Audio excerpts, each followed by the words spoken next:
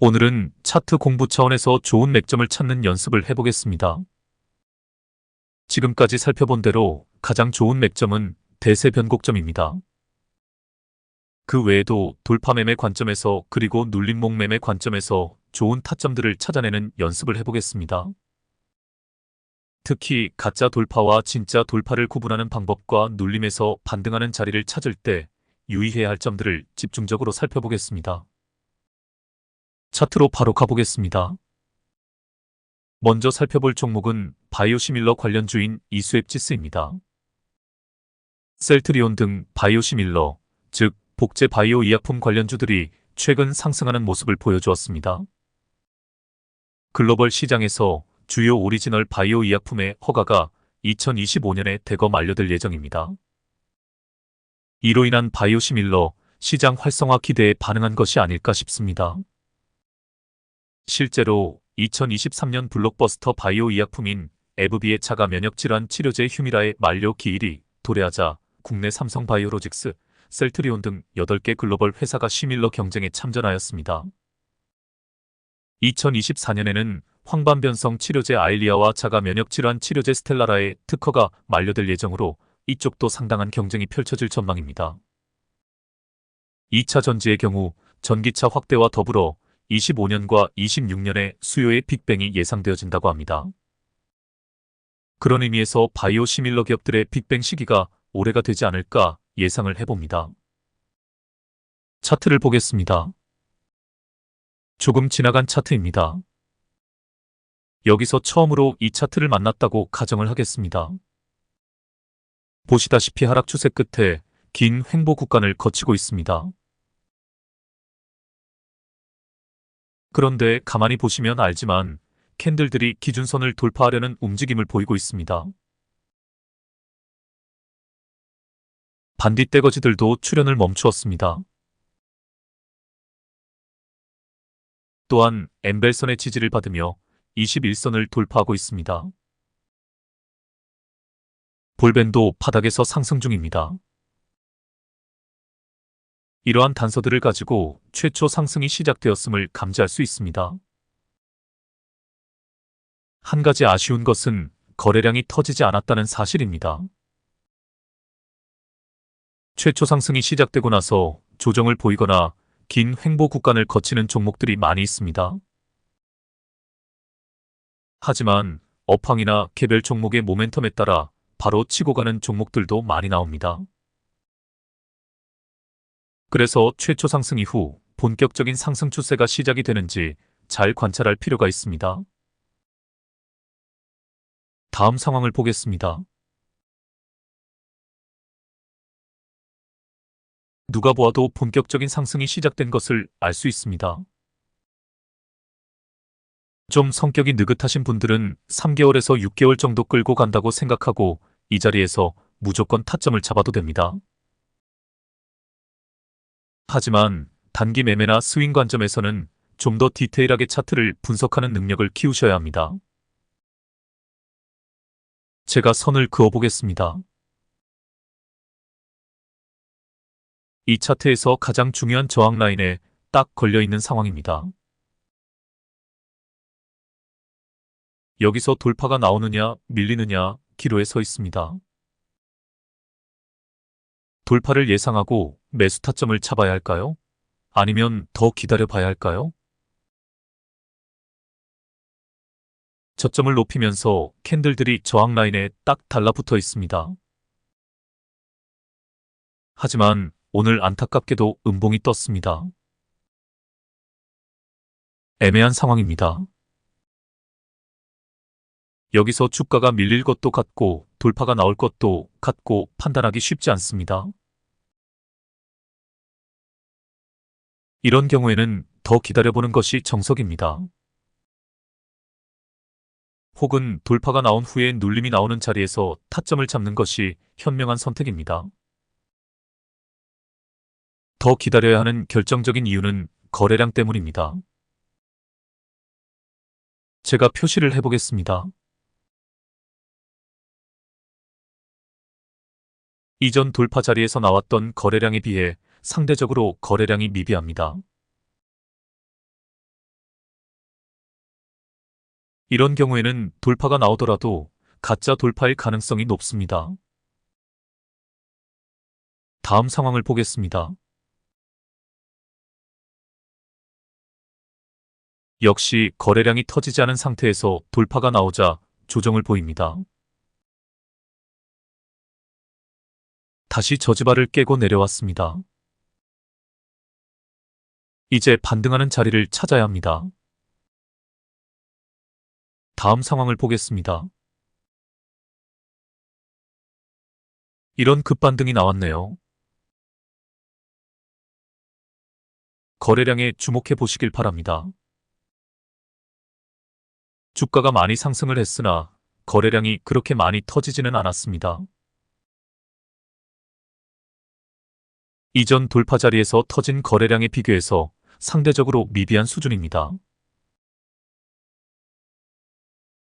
그래서 이 돌파는 진짜 돌파라고 할 수 없는 것입니다.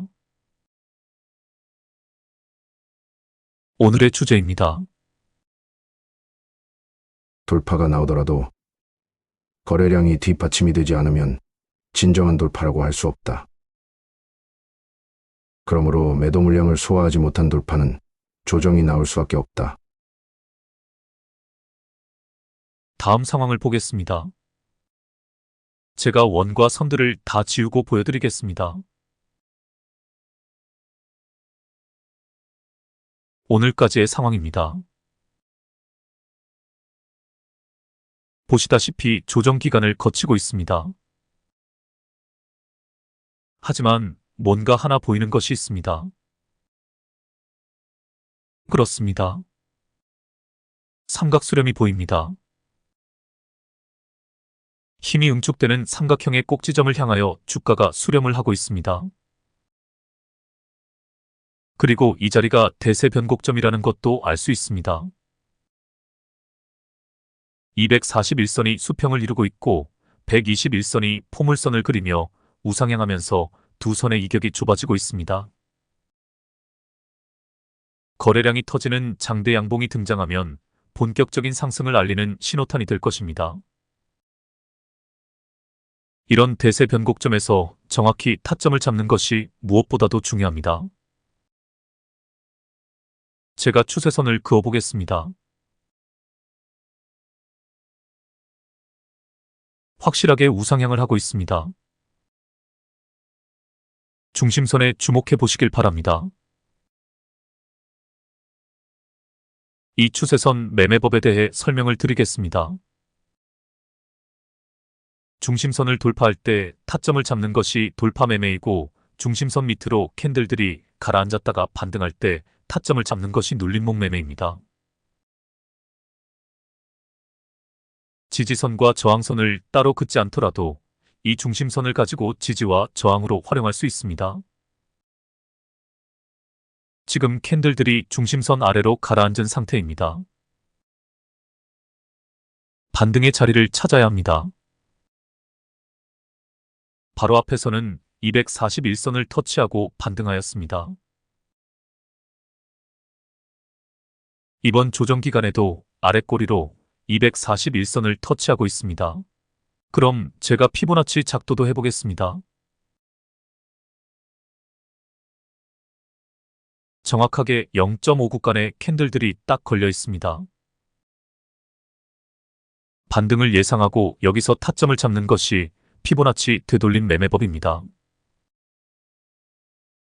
단주로 연습을 해보시길 바랍니다. 다음 종목으로 가보겠습니다. 신성 ST입니다. 뉴스를 하나 보고 가겠습니다. 앵커님 나오세요. 한국아 ER협의회는 20일 신성 ST에 대해 2차전지, 조립부품 기업에서 에너지 저장장치 ESS 전문 기업으로의 성장이 기대된다며 이미 ESS 관련 대량 수주를 받았고 2026년 북미 진출을 예상한다고 분석했다. 한국아 ER협의회에 따르면 신성 ST는 2차전지, 핵심 부품인 버스바 및 모듈 케이스 제조 전문 기업이다. 2차전지 사업의 고도화를 통해 ESS 컨테이너, 배터리 모듈을 제작하며 2차전지 문제 해결 제공자 솔루션 프로바이더로 도약하고자 한다. 한국아 ER협의회 이원재 연구원은 신성ST의 2차전지 사업 부문은 동사 매출액에서 70% 이상 비중을 차지하는 주력 사업이다라며 2차전지 시장은 각국의 전기차 판매 지원금 도입과 정책적 지원으로 최근 수년간 높은 성장률을 기록해왔으나 최근 들어서는 단기적으로 수요가 정체되는 캐즘 현상을 보인다라고 전했다. 이어 2차전지 업계는 캐즘의 대안으로 글로벌 친환경 에너지 전환에 따라 태양광, 풍력 등 신재생에너지와 차세대 전력망인 스마트 그리드의 필수적인 에너지 시스템인 ESS에 주목한다라며 SN 리서치에 따르면 글로벌 ESS 배터리 시장은 2023년 185기가와트로 전년 121기가와트 대비 52.9% 급증하며 전기차 EV 및 리튬이온 배터리 LIB 시장 수요 성장률을 크게 상회했다라고 설명했다. 이 연구원은 ESS 컨테이너는 향후 신성ST의 주력 제품으로 기존 2차전지 부품 사업을 넘어설 것으로 전망한다라며 동사는 올해 1분기 국내 주요 배터리 기업인 S사로부터 북미향으로 2조 4천억 원의 ESS 컨테이너 대량 수주에 성공했고 동사의 수주 잔고는 2023년 말 1조 4천억 원에서 3조 8천억 원으로 급증해 전체 수주 잔고 중 ESS 컨테이너 비중은 64.0%에 달한다라고 밝혔다.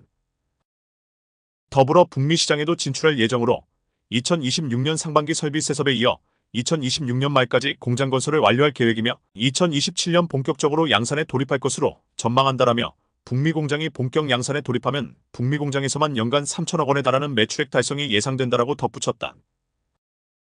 그는 2023년 연결 기준 매출액은 1,247억 원으로 전년 대비 17.1% 증가하여 역대 최대치를 경신했는데 2차전지 부품업체들이 부진을 기록한 가운데 선방했다고 볼 수 있다라며 동사의 2차전지 제품 중 EV 부품 매출 감소에도 불구하고 ESS 부문이 호조로 EV 부문이 매출 감소를 상쇄했기 때문이라고 말했다. 이상입니다. 전력 저장 장치인 ESS 관련주들도 향후 전력망 구축에서 중요한 역할을 할 것이 자명합니다. 이런 기업들의 성장 과정에 예의주시하며 중장기 관점에서도 충분히 투자를 고려할 만하다고 할 수 있습니다. 차트를 보겠습니다. 보시다시피 신규 상장주입니다. 상장 직후 급락이 나왔습니다. 그러다가 횡보를 한 후 급반등이 한 번 있었네요. 이후 길고 긴 조정 기간을 거치고 나서 반등이 시작되었습니다. 너무도 많이 보게 되는 그림입니다. 반등하는 모습도 전형적인 N자형 파동을 보여줍니다. 시세를 주고 조정을 보이고 또 시세를 주고 조정이 나오는 패턴입니다. 지금이 딱 반등하는 자리임에 틀림없습니다. 하락 추세 끝에 도지 캔들이 보입니다. 거래량에서 최저 거래량 뒤 양봉이 떴습니다. 제가 추세선을 그어보겠습니다. 앞으로 상승하는 과정에서 이 진폭을 유지할 것입니다. 상단선을 돌파하면 조정이 나올 것이고 중심선이 깨어지더라도 하단선까지는 깨고 내려오지 않을 것입니다. 물론 아주 고점에서 크게 한번 조정이 나올 때는 하단선을 깨고 내려올 수도 있습니다.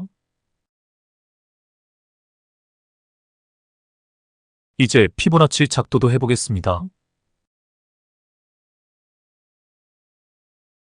역시 0.5라인을 터치하고 반등하는 모습입니다. 상승세가 좋은 종목은 0.382라인을 깨지 않고 반등을 합니다.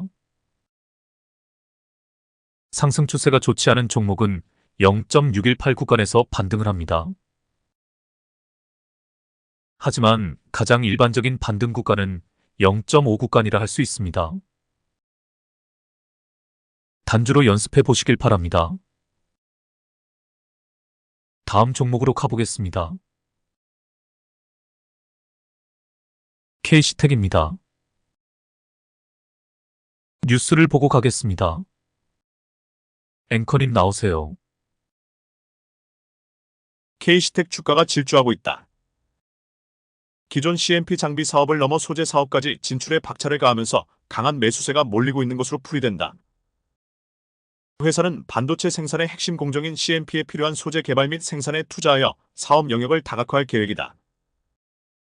21일 한국거래소에 따르면 전 거래일 대비 6.06% 올라 48,150원의 거래를 마감했다. K시텍은 고난도 BSPDN 기술 도입을 확대해 경쟁력을 강화할 계획이다. BSPDN은 차세대 반도체 생산의 필수적인 소재로 기존 소재보다 뛰어난 성능과 경제성을 제공하고 있다. K시텍은 국내 최초로 BSPDN 기술을 자체 개발 양산화에 성공했으며 이를 통해 차세대 반도체 시장에서 선두 기업으로 자리매김할 것으로 기대된다. BSPDN 기술은 반도체 웨이퍼의 뒷면에 전력을 공급하는 차세대 전력 공급망 기술이다. 기존의 전면 전력 공급 방식 FSPDN 대비 여러 장점을 가지고 있어 반도체 산업의 미래 성장 동력으로 주목받고 있다. K시텍은 반도체 전공정 장비 및 소모성 재료의 제조 및 판매를 주력 사업으로 하고 있으며 반도체 CMP, 세정 장비 디스플레이 웨스테이션 및 코우터 장비, 반도체 슬러리 등 라인업을 갖추고 있다. 이상입니다. HBM 장비 관련주 중에서 한미 반도체가 SK 하이닉스향이라면 K시텍은 삼성향이라 할 수 있습니다. 삼성전자의 후면 전력 공급 기술이 상용화되어 내년부터 양산 예정인 이나노 공정이 본격화되면 K시텍의 화학적 연마 기계인 CMP 장비는 필수 선결 조건이 됩니다. 반도체가 고밀도 고정밀화될수록 이 장비의 중요도는 더 커지게 됩니다. 그러므로 중장기 관점에서 충분히 투자를 고려할 만한 기업이라 할 수 있습니다. 차트로 가보겠습니다. 조금 지나간 차트입니다. 여기서부터 차트를 검토해 보겠습니다. 최초 상승 지점이 보입니다. 여기입니다. 이후 단기적인 조정을 보이면서 보기 좋게 우상향하고 있습니다. 그 과정에서 아주 훌륭한 눌림목 매매 타점들이 보입니다. 그렇습니다. 121선을 터치하고 반등하는 자리들입니다. 장기 이평선을 터치하고 반등하는 자리는 눌림목 매매에서 최고의 타점이 됩니다. 그런데 상승 추세가 한풀 꺾인 것이 보입니다. 121선을 깨고 캔들들이 내려와 있는 상태입니다. 이러한 경우는 241선을 터치하고 반등하는 자리를 노려야 합니다. 제가 추세선을 그어보겠습니다. 지금 추세선의 하단선에 캔들이 딱 걸려 있습니다. 하지만 이 하단선이 절대적인 선이 될 수 없습니다. 하락 추세에서는 이 하단선을 깨고 내려올 수 있다는 점을 명심해야 합니다. 다음 상황을 보겠습니다. 241선이 살짝 깨지고 나서 급반등을 하고 있습니다. 오늘 뜬 양봉이 큰 오빠 캔들입니다. 돌파 직전에 나오는 큰 오빠 캔들보다 하락 추세 끝에서 반등을 알리는 큰 오빠 캔들이 더 중요한 캔들입니다. 강력한 상승 반전의 신호라고 보시면 됩니다. 돌파 매매를 할 때 돌파 신호로 큰 오빠 캔들에서 타점을 잡는 것도 중요하지만 이렇게 하락 추세 끝에서 반등의 신호로 뜬 큰 오빠 캔들에서 타점을 잡는 것이 더 중요합니다. 더 큰 상승분을 먹을 수 있기 때문입니다. 다음 상황을 보겠습니다.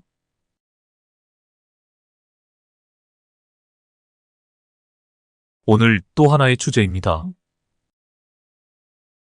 하락 추세 끝에서 강력한 반등의 신호를 알리는 큰 오빠 캔들을 놓쳐서는 안 된다. 하락 추세는 주포가 의도적으로 물량을 매집하기 위해 만드는 구간이라 할 수 있다.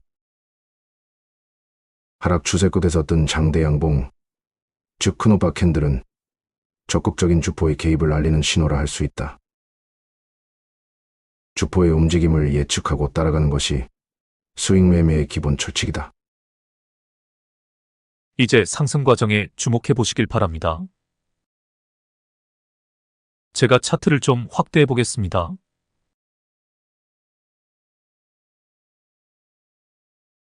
상승 과정에서도 중요 타점이 하나 보입니다. 바로 이 자리입니다. 제가 선을 그어 보겠습니다.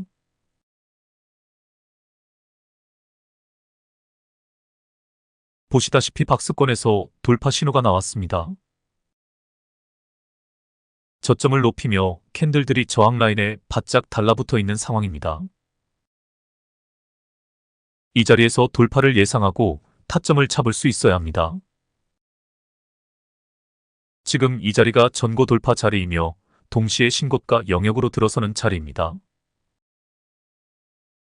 신고가 영역에서는 쉽게 돌파가 나온다는 것을 염두에 두셔야 합니다. 이제 오늘 상황에 주목해 보시길 바랍니다. 다음 저항 라인에서 계속 밀리는 상황입니다. 매도 타이밍입니다. 조정이 나올 것을 예상하고 매도를 해야 합니다. 다음 상황을 보겠습니다. 오늘의 주제가 또 나왔습니다.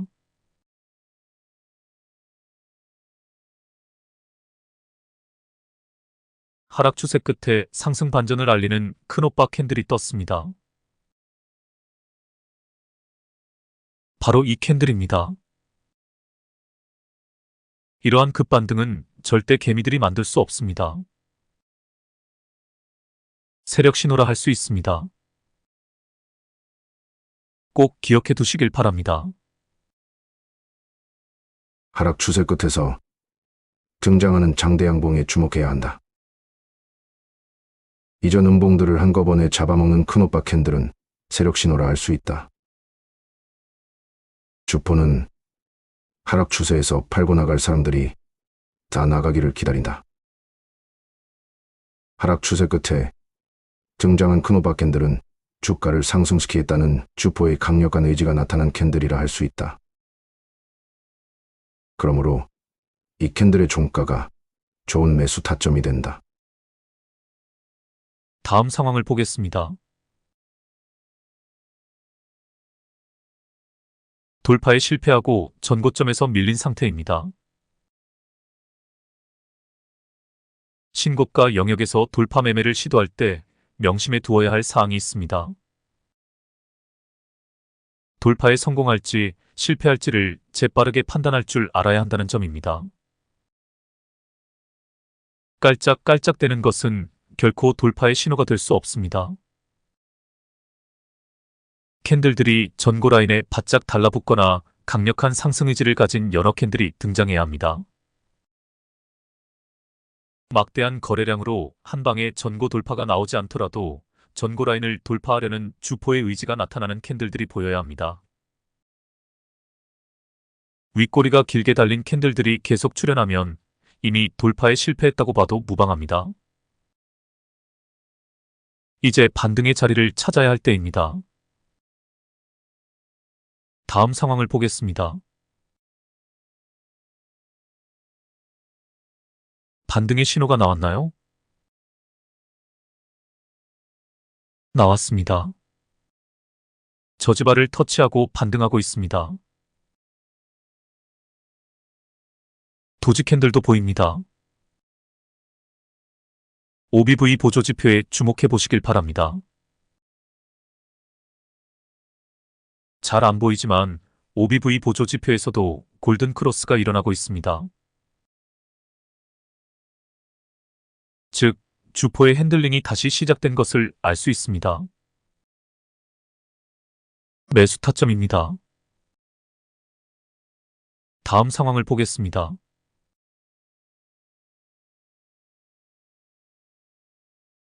여기서 중요한 교훈을 하나 더 얻게 됩니다. 주포는 개미들이 방심하고 있을 때 주가를 급반등을 시킨다는 사실입니다. 개미들이 이 주식은 이제 틀렸구나 라고 생각하고 있을 때 기습적으로 반등을 시킵니다. 개미들이 따라붙지 못하게 말이지요. 그래놓고 전고 돌파까지 단숨에 달려갑니다. 그러므로 우리는 조정을 보일 때 반등의 신호가 나오는지 유심히 관찰을 해야 합니다. 중요 저지바를 터치하고 반등할 때, 도지 캔들이 떴을 때, 최저 거래량 뒤 양봉이 뜰 때 우리는 쥐새끼를 낚아채는 한 마리 매가 되어 매수 타점을 잡을 줄 알아야 합니다. 이제 다시 저항 라인에 가로막혀 있는 모습이 보입니다. 매도 타이밍입니다. 다음 상황을 보겠습니다. 반등의 신호가 나왔나요? 아직입니다. 돌파 후 눌림에서 반등하는 것처럼 보이기도 합니다. 아래 꼬리로 저지바를 터치하고 있지만 음봉으로 장 후반에 쭉 밀린 모습입니다. 조금 더 지켜보아야 합니다. 저지바가 깨질지도 모르는 일이기 때문입니다. 다음 상황을 보겠습니다. 마지막 캔들에 주목해 보시길 바랍니다. 비록 음봉이지만 도지형 캔들입니다. 매도세에 매수세가 밀리지 않는 형국입니다. 조금 더 기다려 보아도 되지만 급반등이 나올 수도 있기에 예측샷 개념에서 여기서 매수 타점을 잡아야 합니다. 다음 상황을 보겠습니다. 그 전에 새로운 추세선을 그어보겠습니다. 추세선의 중심선에 주목해 보시길 바랍니다. 중심선을 중심으로 주가가 등락을 반복하고 있습니다. 중심선이 깨졌을 때 눌림목에서 타점을 잡는 것이 중요하다는 것을 알 수 있습니다. 직전 상황에서는 추세선의 하단을 정확히 터치하고 반등을 하였습니다. 반면 이번 상황에서는 추세선의 중심선이 깨어졌으나 하단까지 내려오지 않고 저지바를 터치하고 있습니다. 동시에 일목균형표 기준선을 터치하고 있는 것도 보입니다. 다음 상황을 보겠습니다. 하락 추세 끝에서 반등하며 한방에 전고 돌파가 나왔습니다. 오늘 강의의 핵심 주제가 다시 나왔습니다. 바로 이 캔들입니다. 하락 추세 끝에 등장한 큰 오빠 캔들입니다. 이전 음봉들을 한방에 다 잡아먹으며 전고 돌파까지 나왔습니다. 새로운 신고가 영역에 들어섰습니다. 이 캔들이 얼마나 중요한 캔들인지 다음 상황을 보면 잘 알 수 있습니다. 다음 상황을 보겠습니다. 이게 신고가 영역의 매력입니다. 이게 바로 돌파 매매입니다. 하락 추세 끝에 등장하는 큰 오빠 캔들이 얼마나 중요한지 알 수 있습니다. 다음 상황을 보겠습니다. 엠벨선이 깨지자마자 급격한 하락 추세가 시작되었습니다. 21선이 깨지고 기준선이 깨지고 중요 저지바까지 깨졌습니다. 하지만 121선은 살아있네요. 121선을 터치하고 반등하는 모습입니다. 다음 상황을 보겠습니다. 반등이 시작되었고 일목균형표 기준선을 돌파하고 있습니다. 이 자리입니다. 돌파 매매는 꼭 저지발을 돌파할 때 타점을 잡는 것이 아닙니다. 장기 이평선이나 기준선과 같은 중요한 라인을 돌파할 때 타점을 잡는 것이 모두 다 돌파 매매라 할 수 있습니다. 그러므로 지금이 좋은 매수 타점이 됩니다. 다음 상황을 보겠습니다. 제가 선을 그어 보겠습니다. 보시다시피 돌파 후 눌림에서 반등하는 자리입니다. 매수 타점입니다. 다음 상황을 보겠습니다. 오늘까지의 상황입니다. 역시 돌파 후 눌림이 나오고 있습니다. 추세선을 그어 보겠습니다. 앞에 추세선과 비교를 해보면 상승 각도가 가파른 것을 알 수 있습니다. 진폭은 좁아졌습니다. 상승하는 힘이 더 좋다는 뜻입니다. 추세선의 하단선을 터치하고 반등하는 자리가 좋은 매수 타점이 될 것입니다. 단주로 연습해 보시길 바랍니다. 그럼 오늘은 이것으로 마치겠습니다. 좋은 하루 되시길 바랍니다. 다음에 뵙겠습니다.